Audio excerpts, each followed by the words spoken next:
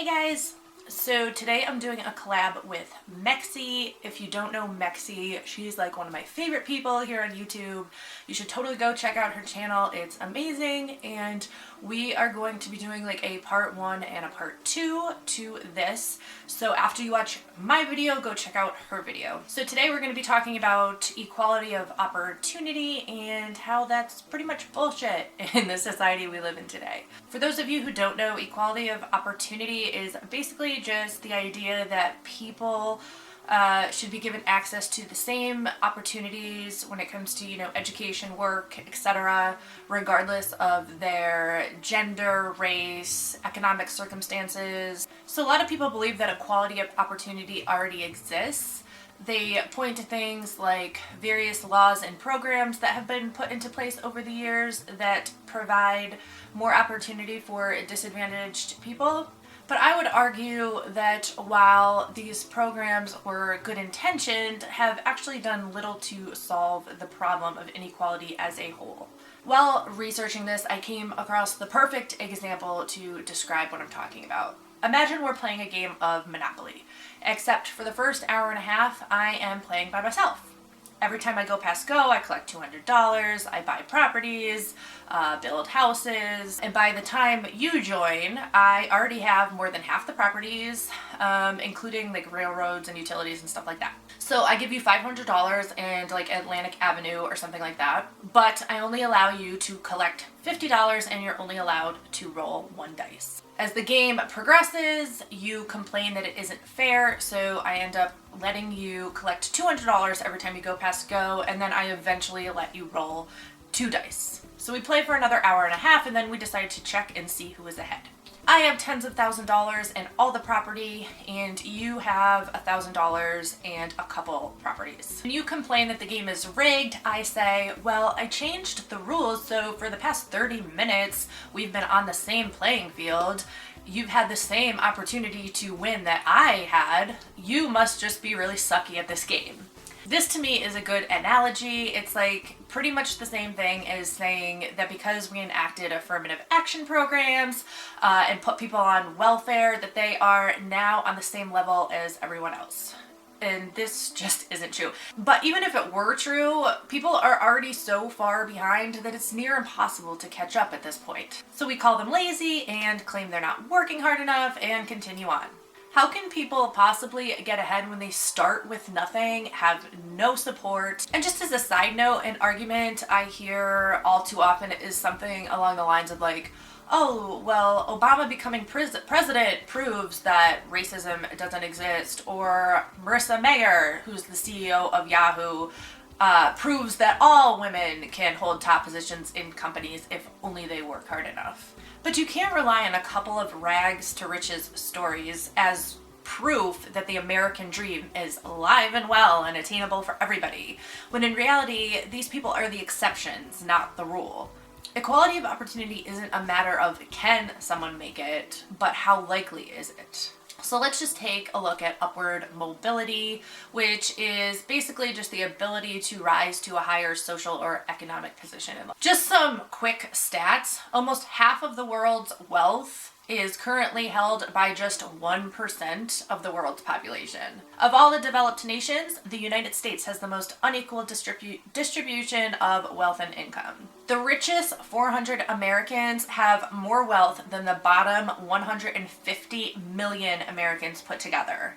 That means that these 400 people have more wealth than more than half of the people living in the United States today. And as income inequality rises, upward mobility becomes harder and harder. 42% of kids born into poverty will stay there. Places like Denmark and even Great Britain have greater upward mobility than the US. There are many factors as to why this is, but I mean, if you think about it, growing up in poverty creates so many obstacles for children and automatically puts them at a disadvantage. Poor kids have limited access to proper nutrition, which, as we know, makes it harder to concentrate and focus in school. It leads to more absences and subsequent health problems later in life. Schools in poor neighborhoods often reside in dilapidated buildings.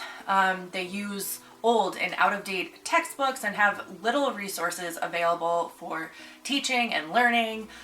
They have lower paid teachers, bigger class sizes. I mean, just making it impossible for poor kids to get the same quality of education that a wealthier child would receive. As children grow into adults, things like knowledge, skills, health play such an important role in securing jobs and in improving upward social and economic mobility. And if they aren't provided these necessary tools growing up, it's going to be really difficult for them to achieve success and thrive as adults. And higher education is also super important when it comes to upward mobility. According to the Georgetown CEW, over 95% of jobs created since the recession have gone to workers with at least some college education.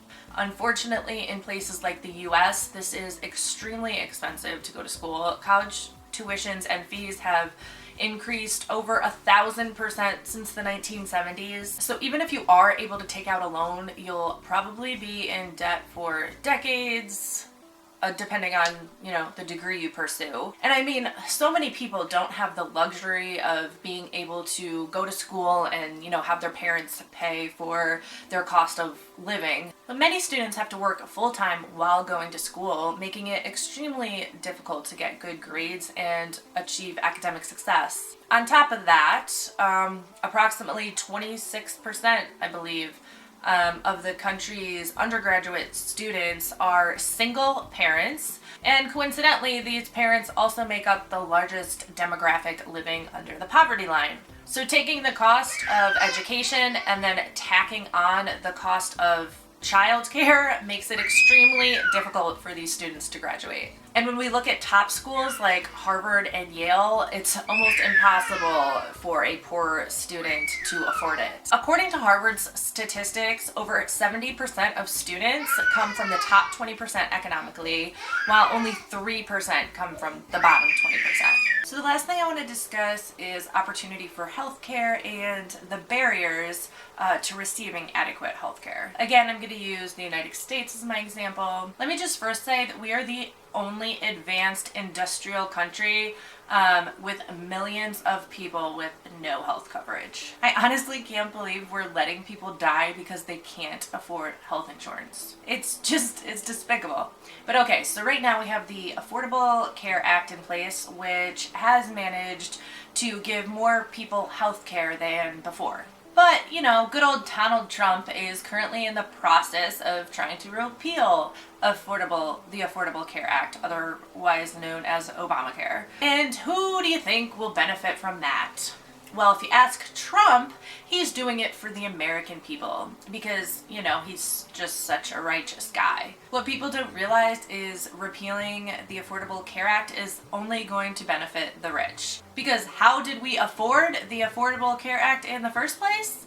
Tax on the rich. Anyone making over $200,000 per individual or $250,000 per couple were taxed to fund the ACA. So, okay, Obamacare is repealed and millionaires will receive 80% of the tax reduction that will come from repealing the act. Because rich people rule the world, right? See, rich people and not rich people, a lot of people believe this, believe that millionaires are the ones that are creating jobs, something known as trickle-down economics. The theory is that the extra cash used from tax cuts and other benefits to the wealthy will be used to expand business growth and basically just trickle down to everyone else. But let me just point out the obvious here. If it were true that as the rich get richer, they create more jobs, we should be drowning in jobs right now because the rich are continuing to get richer, but that is not the reality. If you look at the data dating back to 1913, you can see that there were two peak years for income concentration. 1928 and 2007, where the top 1% are taking in more than 23% of total income. And what resulted the following years, following 1928 and 2007, were economic crashes. This is because trickle-down economics doesn't work. It's because a strong economy is not dependent on a few wealthy people, but on a strong middle class. Right now, I mean, if you consider what makes the economy go round and round, it's consumers, and the bulk of those consumers come from the middle class. So if the middle class is unstable, the structure of the economy begins to crumble. And by the way, this idea that billionaires or millionaires deserve that money because, you know, they pulled themselves up by their bootstraps and worked so hard to get there is bullshit. No one deserves to have $1 million sitting in the bank while another person can't afford to eat. Especially when that person that can't afford to eat is working just as hard, if not way harder, than the millionaire. There are people working their asses off every single day for nothing. It is not right. It's not right that we have billionaires hoarding money in 500 locations, more money than they could ever spend, money that just sits there, and we have people, slaves essentially, working 80+ hour work weeks, only to continue living below the poverty line, unable to feed their children, unable to afford health care. That is completely unacceptable. Everyone should have access to proper nutrition, basic health care, shelter, proper education. I don't know if it's possible to ever fully achieve, you know, true equality of opportunity, but that's okay. As long as we have access to those basic things that I just mentioned, we have a lot more opportunity for equality of opportunity if people have access to the things that lead to success, right? Okay, I've gone on long enough. There's like so much more I could talk about, but it's a long enough video. So if you like this video, give it a thumbs up. I'd love to hear your guys' thoughts as always, and make sure you go check out Mexie's channel and her video. I'll link it in the description below, and subscribe. So thanks so much for watching, guys.